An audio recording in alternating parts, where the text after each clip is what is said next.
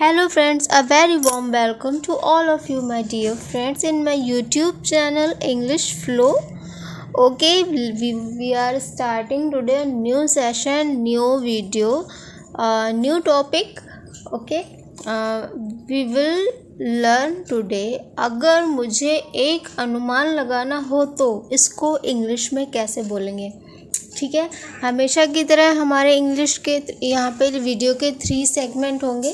पहला जो प्रॉपर जो हमारा लेसन होगा हम लोग वो डिस्कस करेंगे। सेकंड हम वन वर्ड सब्स्टिट्यूशन को डिस्कस करेंगे। थर्ड हम दो इम्पॉर्टेंट जो वर्ड मीनिंग होंगी जो हम डेली यूज़ में वर्ड्स को यूज़ करते हैं उनको इंग्लिश में कैसे आपको बोलना है, सीखना है, अप्लाई करना है वो हम लोग सीखने वाले हैं। तो चलिए हमारे वीडियो को स्टार्ट करते हैं, लेकिन उससे पहले आप हमेशा की तरह प्लीज़ आप नोट पैड और पेन को लेकर के बैठिए ताकि आपको जो कुछ इम्पोर्टेंट लगे आप उसको नोट डाउन करिए। और हमारा जो रेजोल्यूशन है practice will makes man a perfect, इसको आपको रिवाइज़ करना है 3 टाइम और रिवीजन इज़ मस्ट, इसको याद रखना है। Revision is must, revision is must. ठीक है, कैसे इंग्लिश को गो थ्रू करना है इन योर लाइफ मैंने आपको स्टार्टिंग की जो वीडियो है उनमें आपको दिखाया है, समझाया है। तो आप प्लीज़ जा कर के उन्हें ज़रूर देख लीजिएगा। तो फ्रेंड्स स्टार्ट करते हैं हमारा आज का वीडियो। अगर मुझे एक अनुमान लगाना है तो इसको इंग्लिश में बोलेंगे if I had to take a guess. देखिए पहली बार अगर आप किसी चीज़ को बोलेंगे तो शायद आपको बोलने में, याद करने में थोड़ा सा प्रॉब्लम हो, वर्ड सेंटेंस थोड़ा सा लंबा लग सकता है, लेकिन ऐसा नहीं है कि आपको हमेशा वो सेंटेंस या वर्ड लंबा लगे।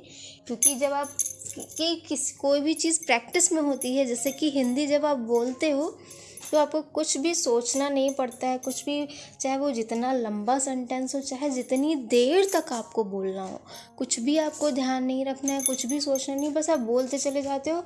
दिमाग से ज़बान पर आपकी वो सेंटेंस, वो वर्ड कैसे आ जाता है आपको खुद ही नहीं पता चलता है।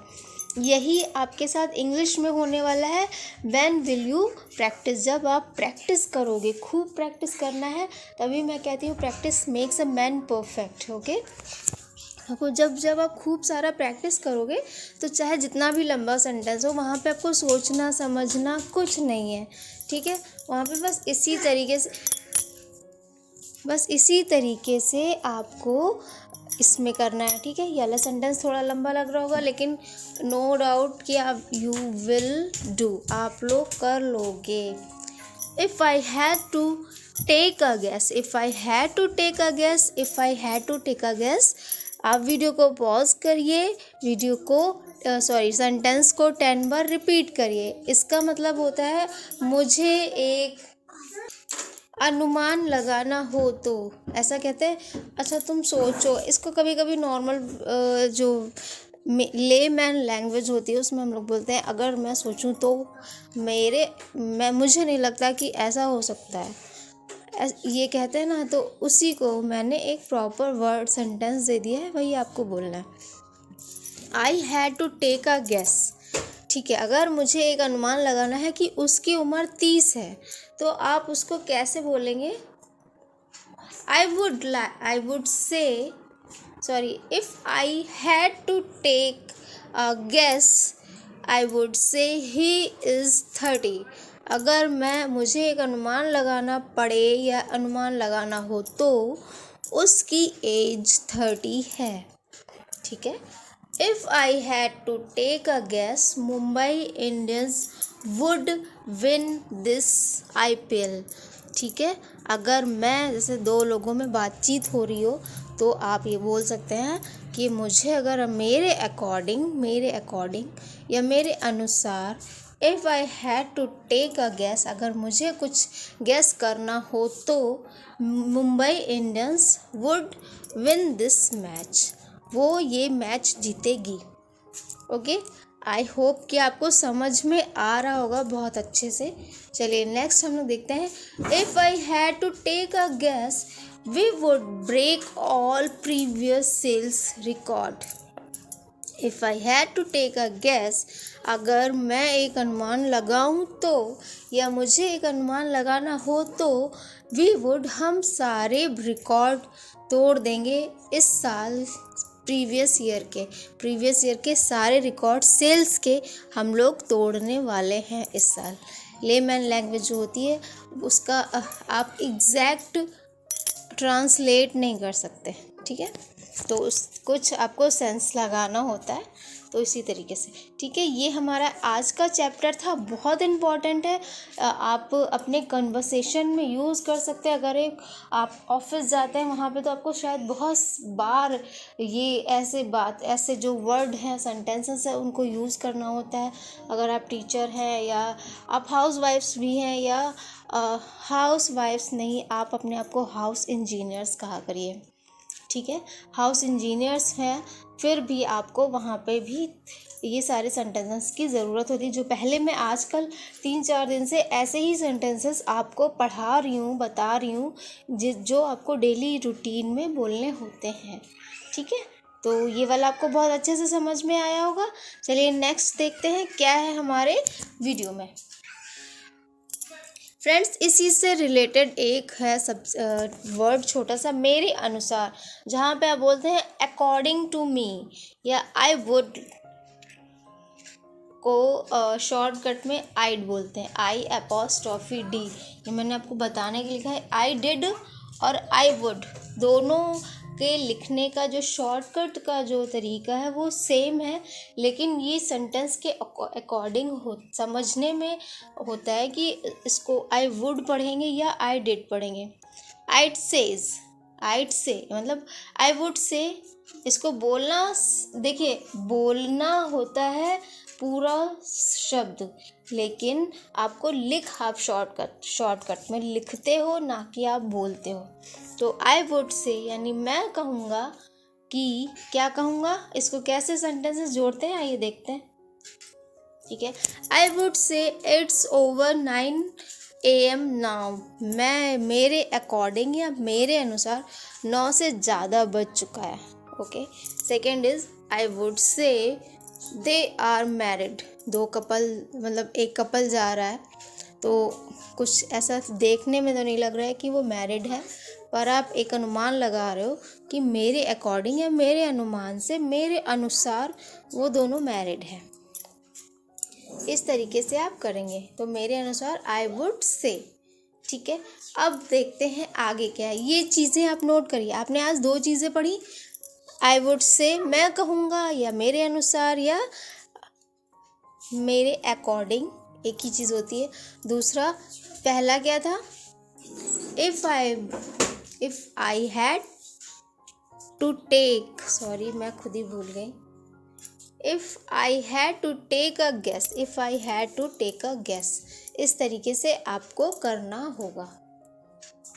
फ्रेंड्स, आगे हमारे जो वीडियो है उसमें है तो कुछ वर्ड्स मीनिंग है जो आप हमेशा यूज़ कर सकते हो डेली रूटीन में। पहला है रिप ऑफ में OFF स्पेलिंग होगी। रिप ऑफ मीन्स होता है लुटेरा, या किसी ने मुझे लूट लिया, वो जो पर्सन होगा उसको रिप ऑफ कहते हैं, ठीक है। तो I hardly suggest you please don't go market alone, anyone can rip off you.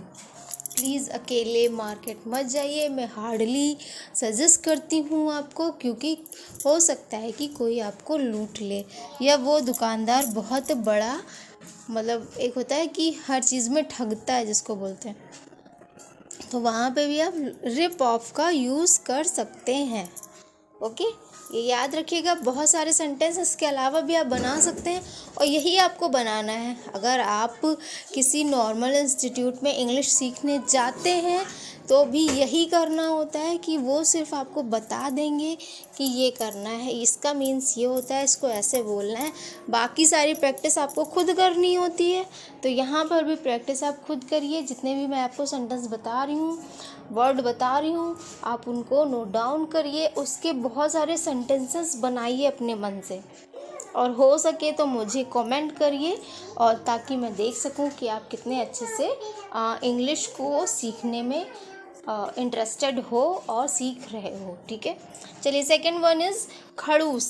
हम लोग हमेशा यूज़ करते हैं, वो बहुत खड़ूस है। तो इसके लिए एक वर्ड होता है cheapskate. Cheapskate, cheapskate. My English teacher is very cheapskate. मेरी इंग्लिश टीचर बहुत खड़ूस है। ऐसे बहुत सारे शब्द आप यूज़ कर सकते हो कि वो बहुत खड़ूस है, उसके डैडी, उसके मम्मी, उसके अंकल, कुछ भी, कोई भी शब्द। तो चीप स्केट होता है खड़ूस। ओके, चलिए हमारा अगेन एक मैं लेके आई हूँ आपके लिए वन वर्ड सब्स्टिट्यूशन। मतलब बहुत लंबे सेंटेंस को सिर्फ एक शब्द में कहने को वन वर्ड सब्स्टिट्यूशन कहते हैं।